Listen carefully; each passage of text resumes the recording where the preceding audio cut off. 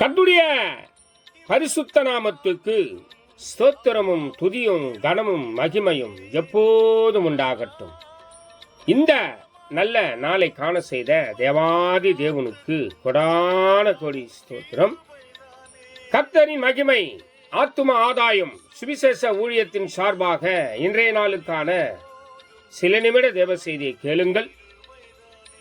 மனம் திரும்புங்கள், ஆயத்தமாயிருங்கள், அநேகரை ஆயத்தப்படுத்தி ஆண்டவர் பக்கமாய் திருப்புங்கள். பக்கத்துணையாய், பக்கத்திலே பக்க பலனாய் உங்கள் பக்கத்திலேயே இருந்து எல்லா நல்ல காரியங்களும் செய்து முடிப்பார்.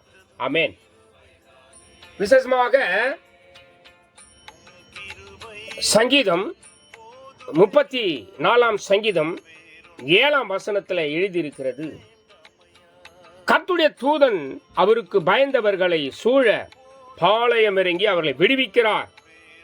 எனக்கு பிரியமான தேவ ஜனமே, கர்த்தருடைய கரத்தில் அடங்கியிருக்கிற தேவ ஜனமே, கர்த்தர் சொல்லுகிறார்,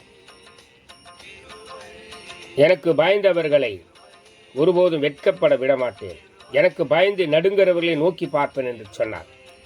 ஆக அவருக்கு பயப்படுகிறவர்களை பாளையம் இறங்குவார். தேவ தூதர்கள் வந்து பாதுகாப்பார்கள், விடுவிப்பார், எல்லாவற்றிலிருந்து விடுவிப்பார். விடுதலை தருகிறவர் கர்த்தர். வியாதி, வியாகுலம், கண்ணீர், துயரம், துன்பம் எல்லா விதத்திலையும் விடுவித்து உங்களுக்கு ஆறுதல் தருகிறவர், சகல ஆறுதலின் தேவனவர். கர்த்தருக்கு பயப்படுகிற நீங்கள் பாக்கியவான்கள்.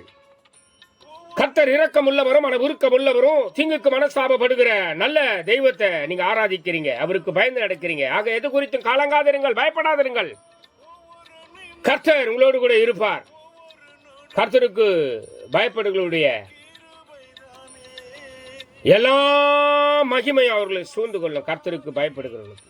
ஆக எது குறித்தும் கலங்காதிருங்கள், பயப்படாதிருங்கள். God bless you. God bless you.